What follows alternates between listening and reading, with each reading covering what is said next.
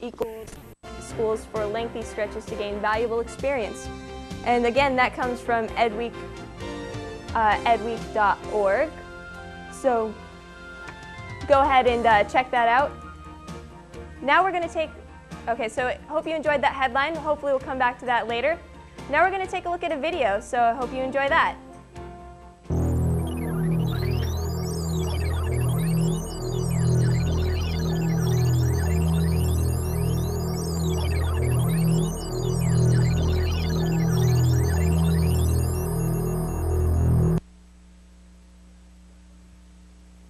Okay, thanks. Tonight I'll be talking about water safety. So if you'll be relaxing this summer, maybe it'll be on the beach, not here. So the next slide, I'll be talking about all about this. And you should really listen up because it's really important. And a lot of people get really injured because they don't know about water safety. So if I had the next slide, and I'll be telling you all about that. Okay, summertime fun, it's in the sun. You hang out at the beach, you know, you put on your sunscreen, all sorts of things.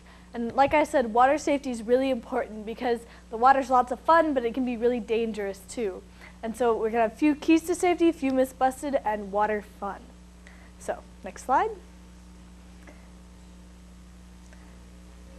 Next slide. Okay, well, some things to remember are that you need to learn to swim. And even if you just have floaties or something, it's important that you learn to swim. Summer's the best time to take swim lessons. It's warm. You don't have much to do, so be sure to, you know, sign up at the pool. There's lots of places you can sign up, the Marshall Pool Center, the Oxford Swimming, there's all sorts of places around town. So you should really make sure that you know how to swim before you try to go out on the beach, and because we wouldn't want you to get swept away and not be able to watch Homework Helpline next year. So, also, always swim with a buddy, and if there's someone nearby, then if you get hurt or anything, then there's someone to go for help.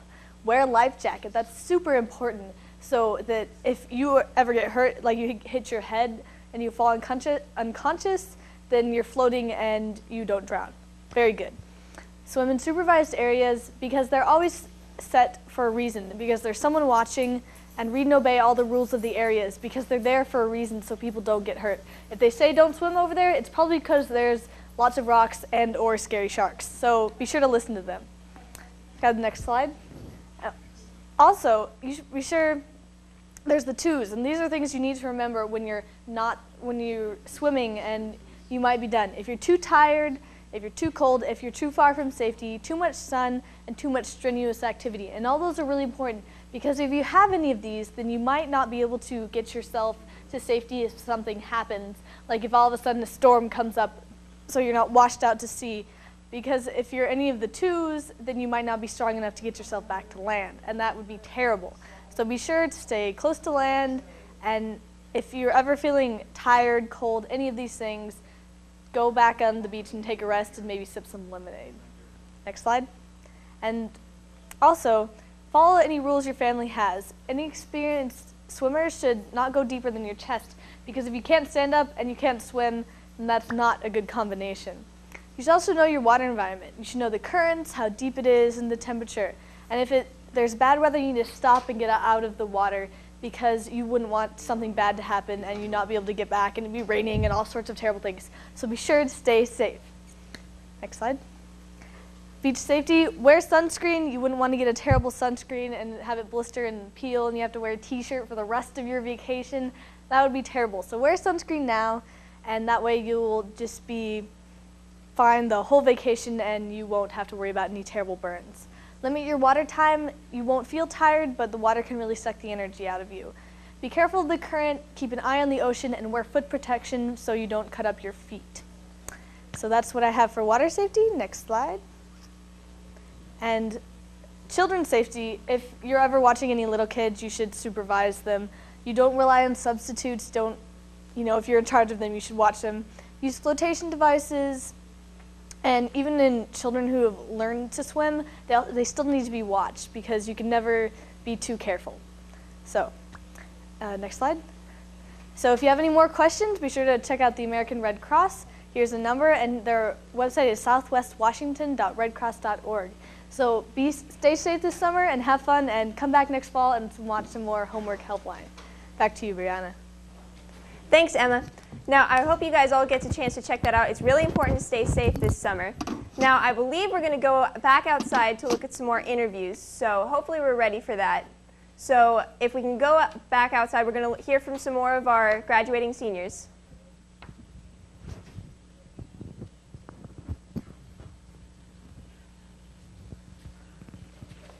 Nathan is too. Where are you graduating from? I'm graduating from Camas High School. Great school. Yeah. According to you. And where are you going to go to college? I'm going to college in Canada at UBC, University of British Columbia. Okay, Nathan is a lover of science and math, so what are you going to study? Well, I'm going to study mathematics, and yeah, I'm in the Bachelor of Science program and going to study pure mathematics. What are you going to be able to do with that degree? Well, from there, I'm actually probably going to see if I can get a doctorate, so take another couple years of college, and then from there, see if I can be a professor at a university. Well, that seems pretty interesting. Is there anything else you're going to do this summer, or any life goals that you have? Well, now I just got to earn some money for college, so I'm going to get another job. Yeah, there's always financial aid too, you know. Yeah. Yep. What are some of your memories of working at Homework Helpline? Oh, just great memories of working with people. The whole cast here at Homework Helpline is just a bunch of awesome people. So it's really been great to work with everyone here. Yeah, it's been great. It's been great working with him because he's so tall, and we're complete opposites here. You know, humanities, math, tall, short, you know, that sort of thing. So, is there anything that you would like to pass on some information, you know, that sort of thing, like studying math or reading, like I've been saying all along, like everyone should be reading? Well, if math interests you, do it, because it's fun. Anything else? No, I think that's it. Apparently that's all Nathan is he's a math person. He's crazy. I'm a math guy. How crazy? What's your favorite math? Favorite math? Calculus. When you get there, it's a little difficult at first, but once you get into it, it's actually, you do some pretty cool stuff in there. So. Is it true that they only study like 3 things the entire year when you get into calculus? Pretty much. Limits, derivatives, and integrals are the ones you really focus on. So it's really just 3 things in a year of calculus.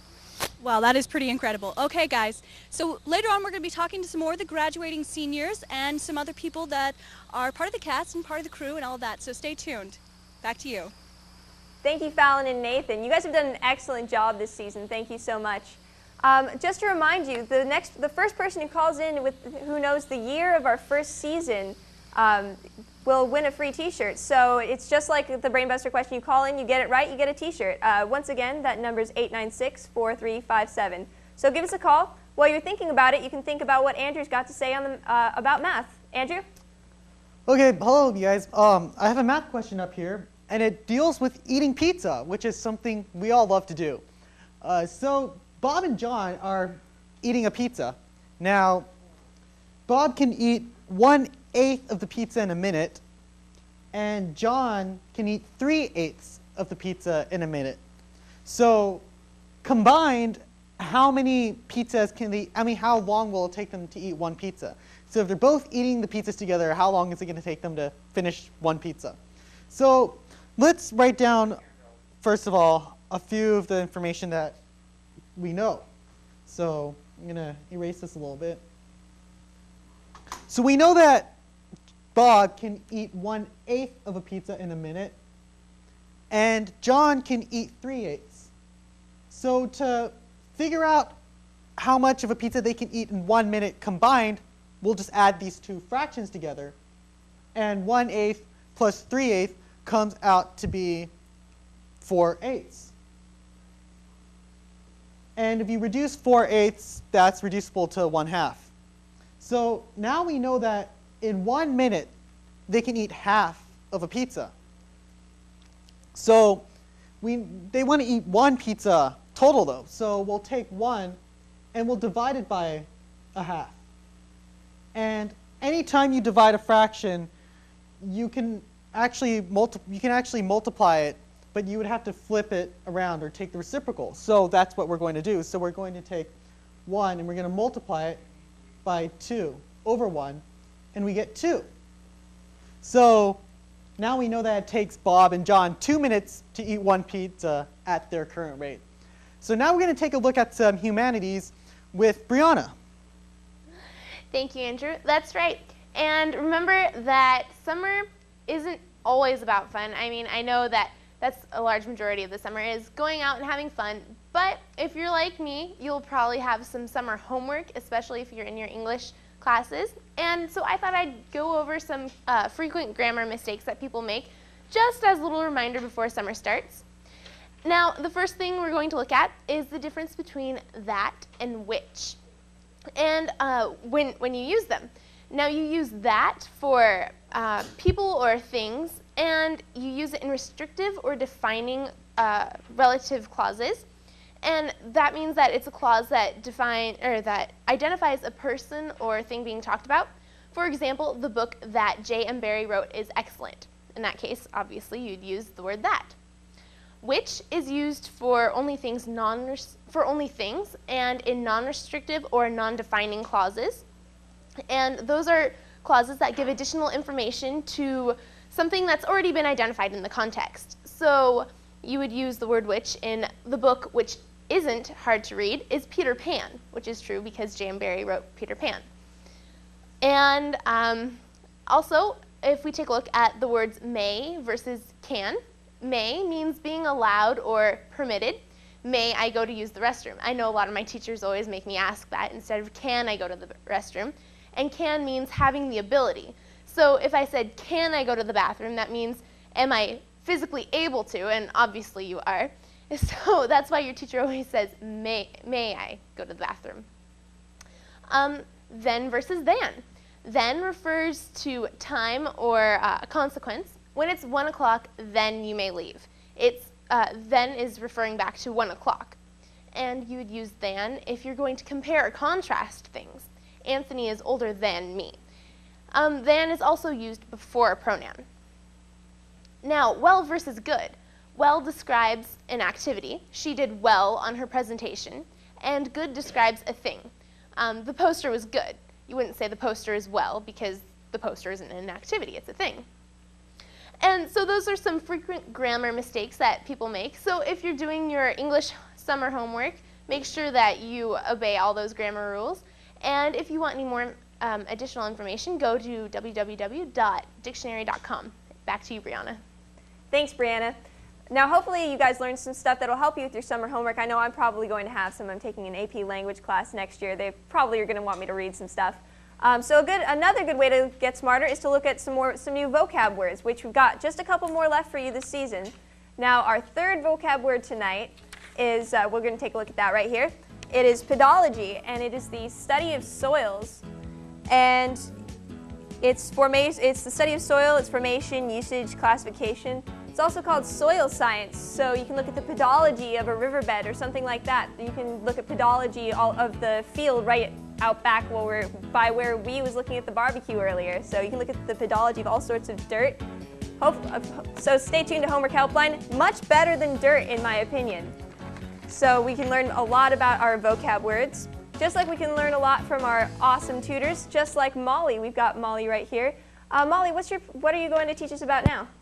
Okay, as a wrap-up to all the presentations that we've done, I'm going to give you guys a fun stuff, kind of fun information for you guys to remember some of the presidents that might seem interesting to you. And so I have a presentation on some of the interesting facts of some of the presidents. So let's take a look at that. And so to start off with, I have here President William Taft, who was a large man weighing about 322 pounds. So a special bathtub was installed for him in the White House. This bathtub was big enough to hold 4 men. And so just some information on Taft. He was our 27th president, and he was in office from 1909 through 1913. And on to Grant, who was our 18th president in office from 1869 to 1877. Grant was arrested and fined $20 for driving or riding his horse too fast. So that was interesting. And I have here the shortest and the tallest presidents. And so the shortest president that we've had was James Madison, who was our 14th president from 1809 to 1817. And he was 5'4". He was still taller than me, but I guess he was considered the shortest president. And Abraham Lincoln was our 16th president in office from 1861 to 1865. He was 6'4". And so, as you can see, there's a big difference between the height of James Madison and Abraham Lincoln. And some of the left-handed presidents that we've had were James Garfield, Harry S. Truman, Ford, George Bush, not the president that we have now, and Bill Clinton.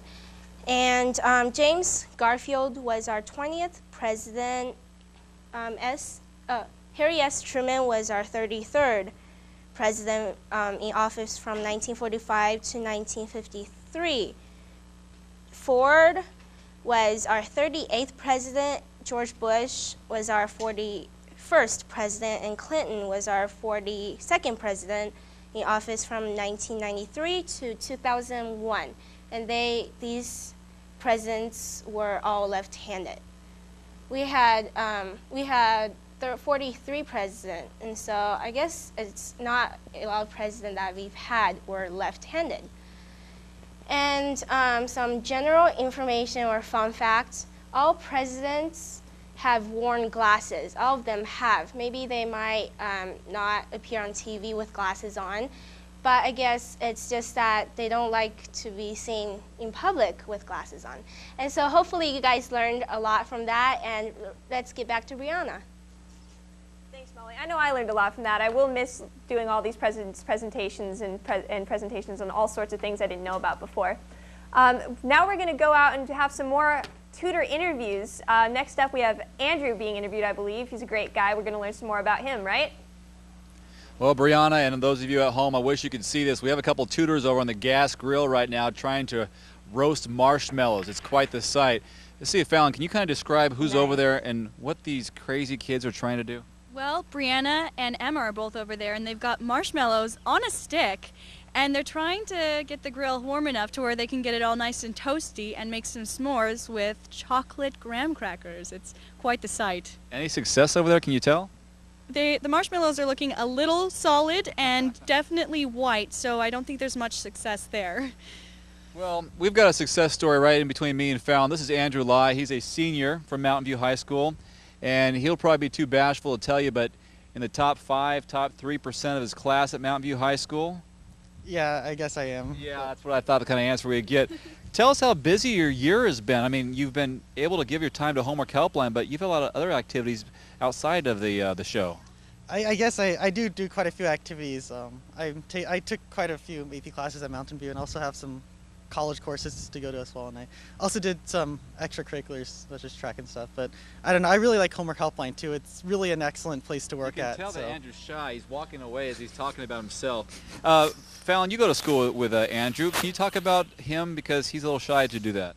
Oh, well, some of the memories that I had was we shared a CWP class, and frequently seniors aren't too up on what's going on in the world today, but Andrew and I were, and this was an election year, so it was so wonderful that we had differing opinions, and I remember that he would be really well informed, and he would talk for forever, and he would just sound really, really, really smart, and it was like, wow, that kid's sitting next to me, and he's really smart. I feel kind of... Well, you sound really smart too, so... Yeah. We've got a lot of smart tutors on the program. What is your favorite subject, Andrew? I mean, you sell so many different things. I don't know. I really like physics a lot, I guess, at school. So that's what I'm thinking about actually majoring in, maybe physics or aerospace engineering. And what school do you want to go to? Or do you have some scholarships? Are you working in that direction? I'm going to be going to Caltech next year. So it's over in Pasadena, which is nice weather. A difficult school to get into too, so let me tell you. It's I always, had my bet that he would go to MIT, but I guess he chose on Caltech, so he's brilliant.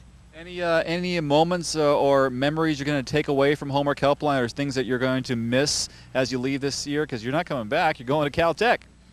I don't know. It's going to be countless memories, actually, because I've been working for Homework Helpline for about 3 years, and I think the main thing is maybe just the people. just everyone I've been working with.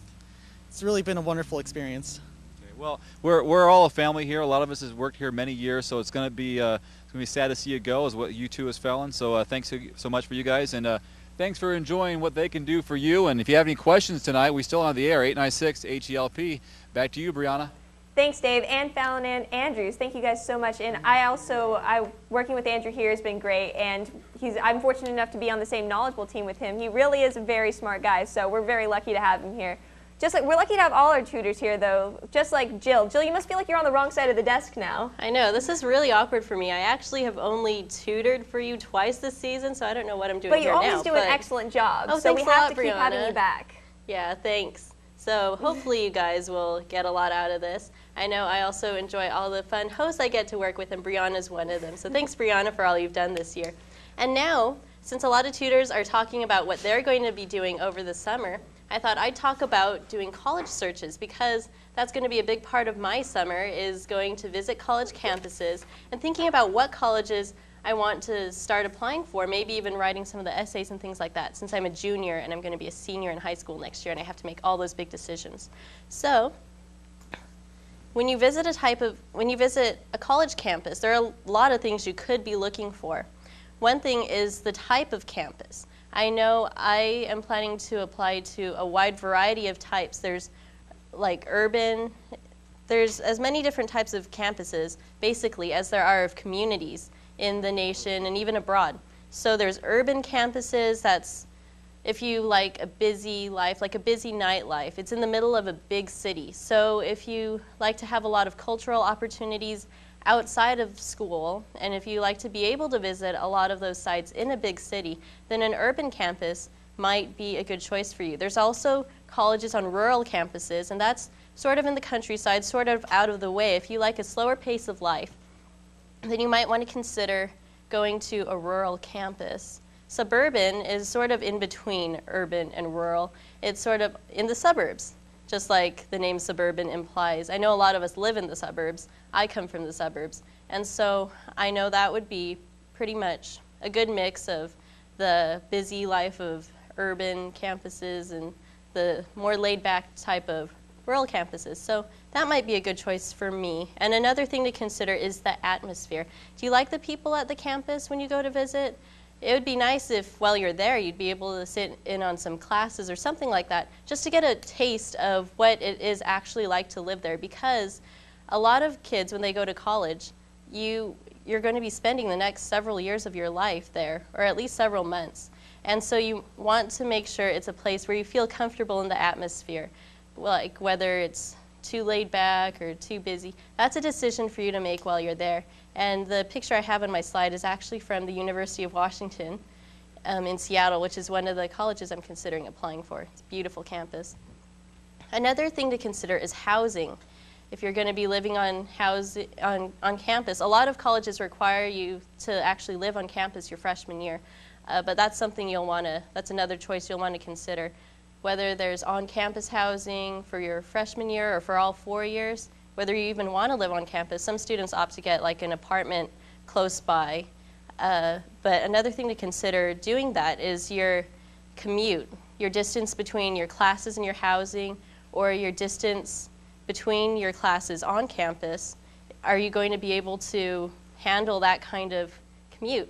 So that's something else to consider. Also, housing arrangements. A lot of colleges, the only on-campus housing they have is through fraternities and sororities, which are like social clubs that you can get involved in once you're in college. A lot of people really enjoy doing that, but they have group homes that they live in on campus.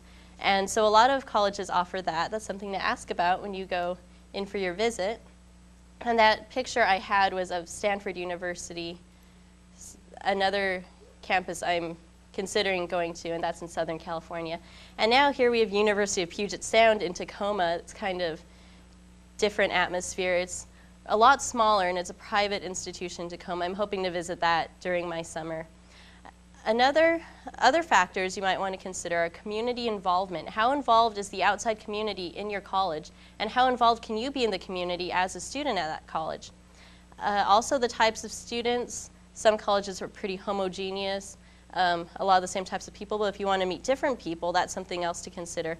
Also, the activities they have available, and what do other students have to say? That's a great thing to be able to talk to other kids when you're visiting your college.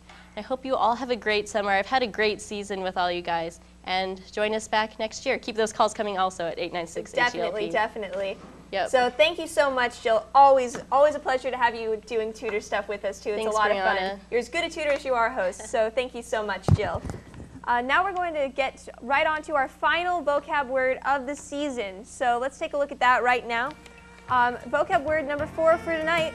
That's phoenix, and it's a noun meaning a person or thing of unparalleled beauty or excellence, like Homework Helpline, and a person or thing that has regenerated or rejuvenated after a great misfortune. Also, like Homework Helpline, we're going to be back from the ashes of the summer because hopefully it'll get really hot this summer too. So we're going to come back for our 17th season in the fall. So stay tuned for that. So come back in the fall with us. Now we're going to have a look at a fun fact.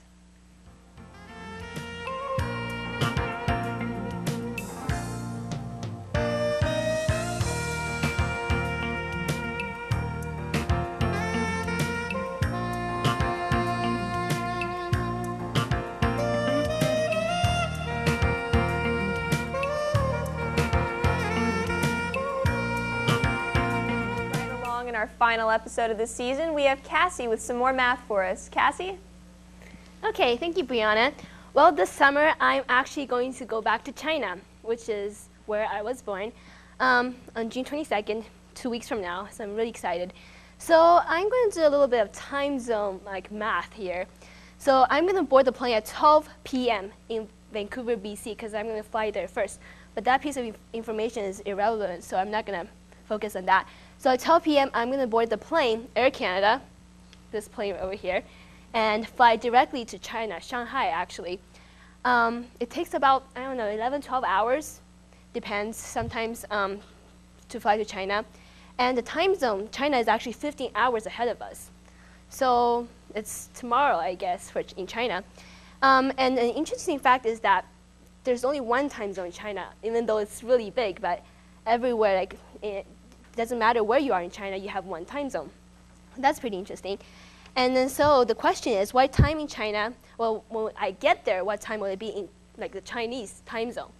Okay, so to solve this problem, we're going to have to figure out the time, I guess, I'm going to leave at 12 p.m. and I'm going to fly 12 hours. So we're going to have to add those up first, and then we can convert that or calculate the time zone. So to start off, I'm going to board the plane at 12 p.m. And it's going to take 12 hours, so I can just add 12 to it. I know this can get a little bit confusing, but stay with me. 12 plus 12 is 24. So it's going to be 24 o'clock. I mean, you don't hear that, but 24 o'clock is actually just 12 a.m., like the next morning. Or it can be like sometimes considered like 0. So 24 o'clock, which is 12 a.m. in the morning. So that means it's going to be the 23rd instead of the 22nd because we crossed over a whole day. So this is going to be the 23rd. So this is June 23rd, 2005. Okay, so China is 15 hours ahead of us, so their time is 15 o'clock, which is p.m. And I know you guys are not familiar with like 15 o'clock because we're only used to going up to 12 o'clock. So if you minus that by 12, 15 minus 12 equals 3. It's 3 o'clock in the afternoon. And that is only like an approximation because there might be delays. Sometimes that happens, or maybe snow blizzards, even though it's in the summertime, so it's not very likely.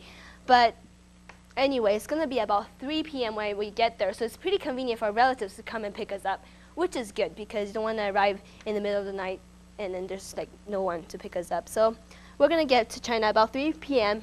on June 23rd. And I'm really looking forward to it. So I hope you guys have a great summer and just enjoy the rest of your school year. Let's get back to Brianna. Thanks, Cassie. I hope you have fun in China, and we're going to miss you around here next season. You do an awesome job every time you're here. So thanks so much. We're going to take a look at our final set of headlines now. So first up, we have our education headlines. That comes to us from edweek.org, that's Education Week.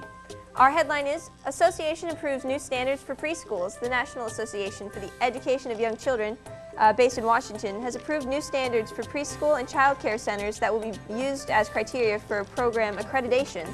And again, that's Education Week. That's edweek.org if you want to read the rest of that article. Also, science behind bodily functions. Did you know the human body produces enough mucus each day to fill a quart-sized mayonnaise jar? Personally, I think mayonnaise is gross enough already without comparing it to mucus, but that's just me. And at any one time, more than 100 million microcreatures live in your mouth. That's pretty gross. So go to CNN.com to read the rest of that article. I'm not sure I want to read that science article, but I'm sure it's really interesting.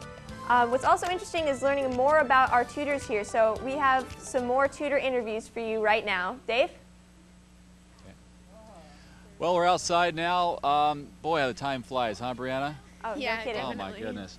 Well, this is the other Brianna. Of course, Brianna is hosting right now. This is Brianna, who was hosting earlier this season and has been doing some tutoring. And she's out here to talk about our presentations this season. So if you're interested in becoming a tutor for Homework Helpline next year, drop us an email, hwhl or at egreen.wednet.edu. You tell them what the email address is. It's hwhl.egreen.wednet.edu, or I think it might be at edu. I can't remember, but I'm sure Brianna will say it over again, and we'll definitely have the graphic. So get your pencil out and write it down. You can also give us a call at 896-HELP. That's 4357. And Ms. Beto here will tell us about our new, I guess, technique to do our presentations this year, and that's PowerPoint, and something that's, of course, some of you are doing in school right now. Talk about how we've used this technology this season and how it's added to our presentations for our kids.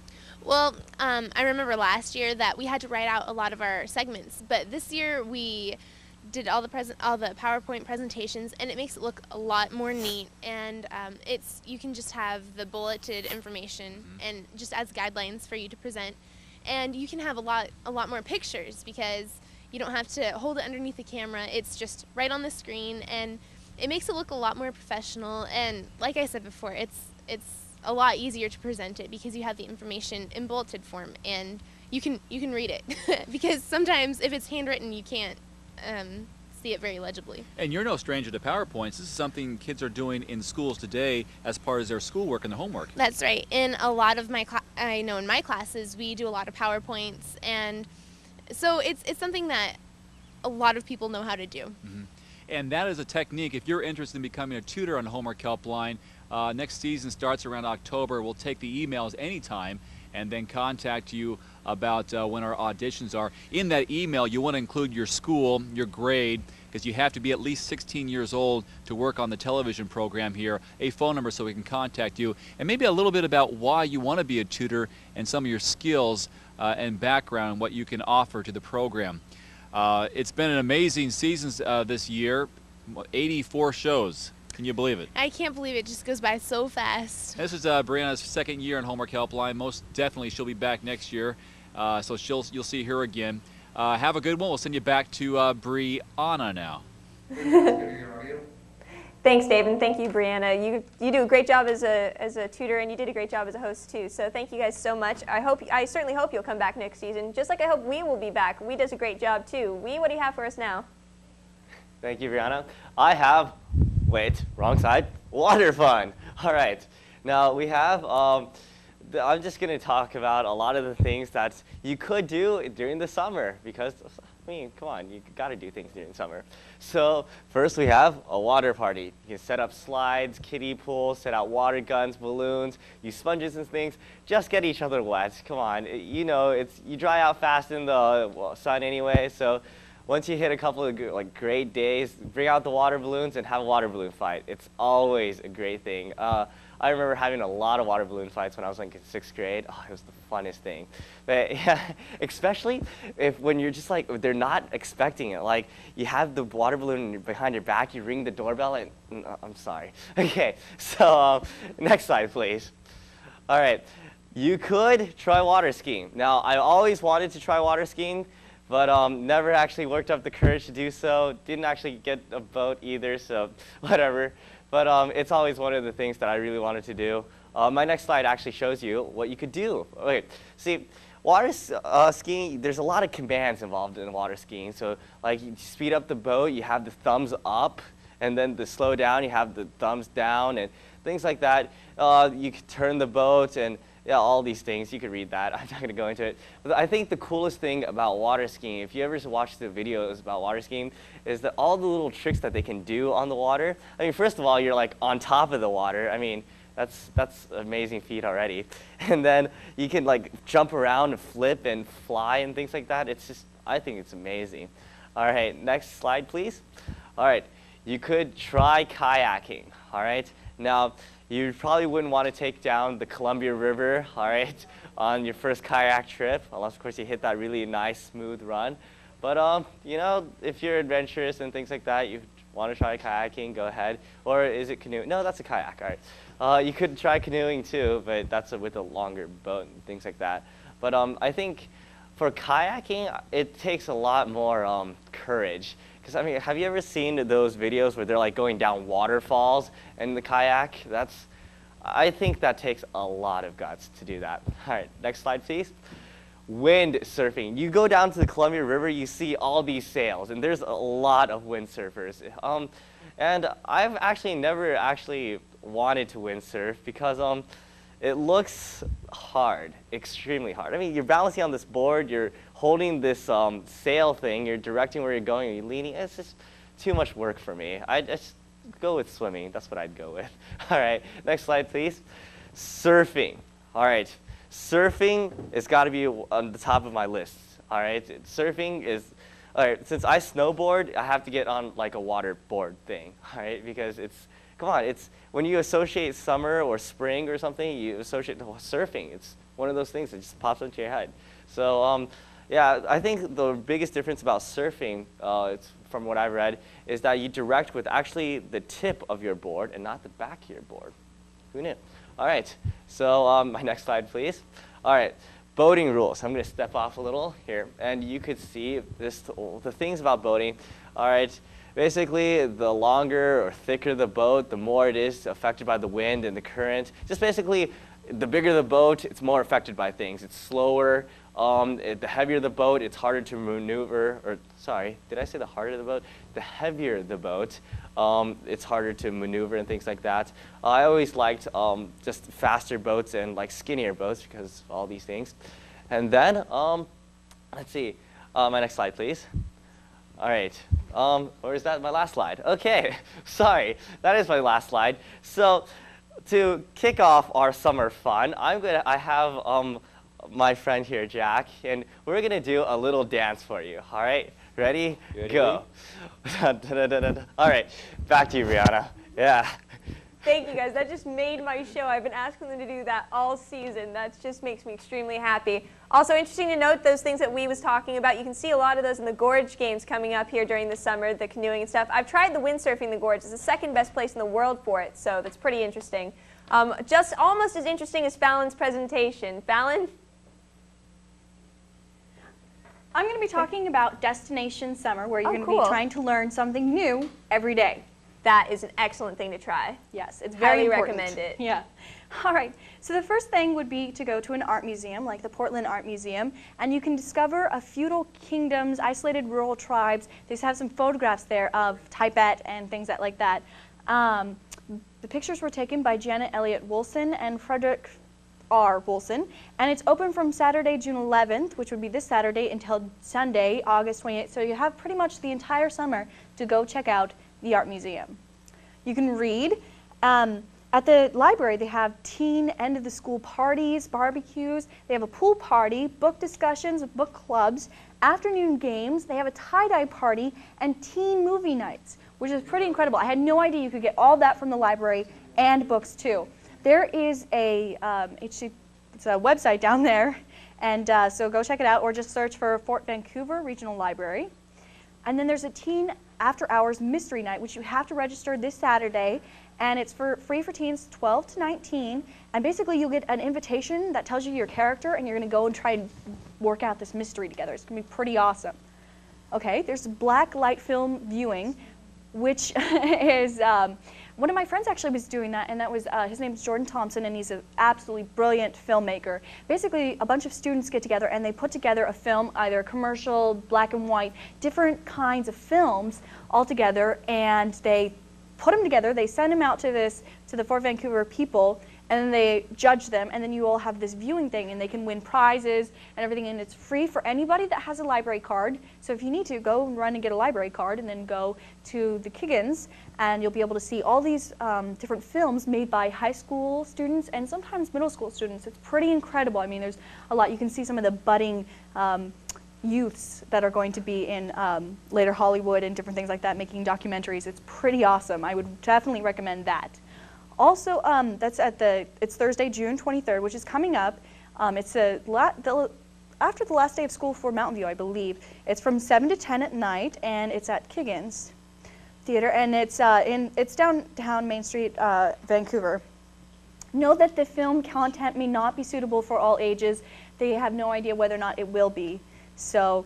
Also, there's OMSI, they had adventure camps, and there's one, the High Seas Adventure, which I think is pretty awesome. You get to try and find treasure, but it's only during the school year, so you have to get in there quick because the school year is about to end. Some exhibits that you can see there that I found to be pretty interesting is an aging one, the Rat Cam, and Coin 6 Chroma Key Wall. Well, they'll show you how the chroma key works. And we actually have one here at Homework Helpline. Basically, it's a green screen, really, and they put someone in front of it and then a picture behind them, and you'll get to see the picture and them, and they'll be discussing it and going through each of the different things.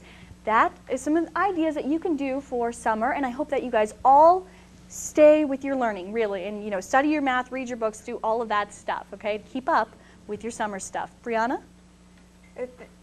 Some of those things I'm actually looking into myself. Those film things, I'm really interested in film. Once you guys get to high school, and I'm a little too late for you, you're a senior, but that's okay. You can take film class. I know Mountain View has a pretty good film program. I'm in their digital filmmaking class. It's a lot of fun. Or they have the video announcements Especially if TV is more your interest, like here. You can come and work here next season as well. If you're interested in that, you can go ahead and email us at hwhl@egreen.wednet.edu. You can say what you're interested in, just give us some little information about yourself. We can keep that on file for you. Also, feel free to give us a call, 896-4357. The voicemail will, I think, still be working. So if you're interested in that, go ahead and give us a call. Also, that OMSI thing's really cool. That chroma key's a lot of fun to play with. Yeah, it is. We are coming rapidly to the end of our show, the end of our 16th season. It's so sad to say goodbye. But thank you so much for watching. Thank you for staying with us. It's been an amazing experience for me. Thank you to all the tutors and hosts that I've gotten to work with. And I really hope you guys will all come back next season. And right now, all of our staff, our tech and talent are outside waiting to wave goodbye for you. So thank you so much for watching, and we'll have an awesome summer. We'll see you in the fall.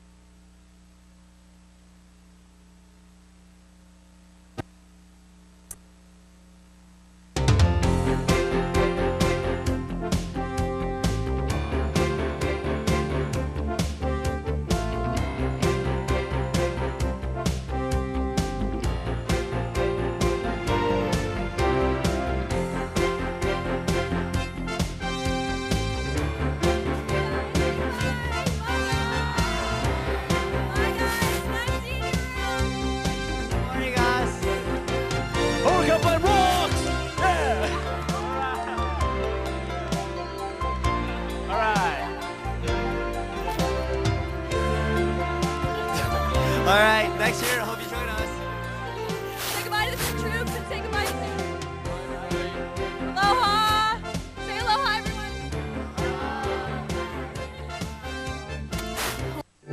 This program is being provided by the 15 members of the Vancouver Educational Telecommunications Consortium, TV, etc.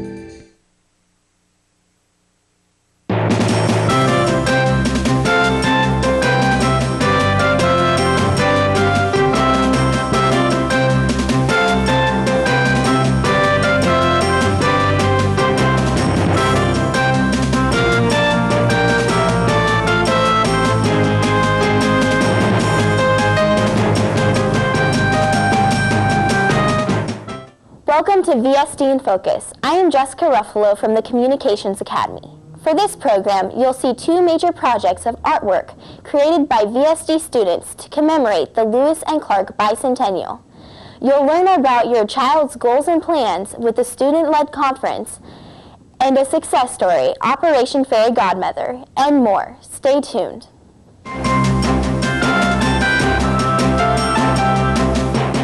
Students at Fort Vancouver High School, Jefferson Middle School, and Vancouver School of Arts and Academics are working on major legacy art projects for their school and community. Each school received $5,000 grants from the Confluence Project to create artwork that explores how the lower Columbia River has evolved over the past 200 years and how it may change in the next 200 years. Fort Vancouver is creating an obelisk covered by tiled panels of history from before 1750 to 2050, whereas Jefferson, 7th graders, is creating a River of Connections fused glass mural. VSAA is creating an outdoor pavilion that will stand on the Main Street side of the school. Let's take a look at their projects.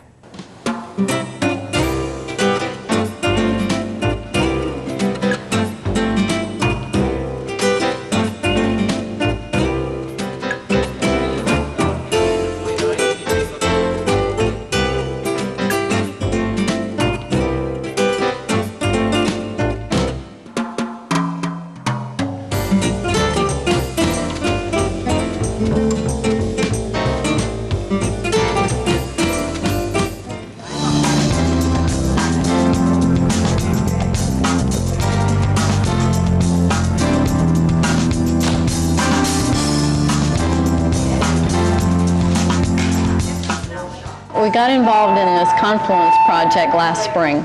A grant was written and project designed, and it was accepted. So the history department is planning research, and they've given us some drawings, and my students have done some research, and we're currently rolling out clay, 9 by 16 inches, and it will shrink down to about 8 by 14. And then we're going to build, it's an obelisk, sometimes call it a totem pole, because it's going to hold 48 tiles in there, set on top of each other, 48 of them. And we're using the tiles from the art class and the pottery class. There'll be a total of 270 of them. And then we'll have a group of teachers pick the very best that will go in this monument. And that will be built out in our courtyard and be on permanent display.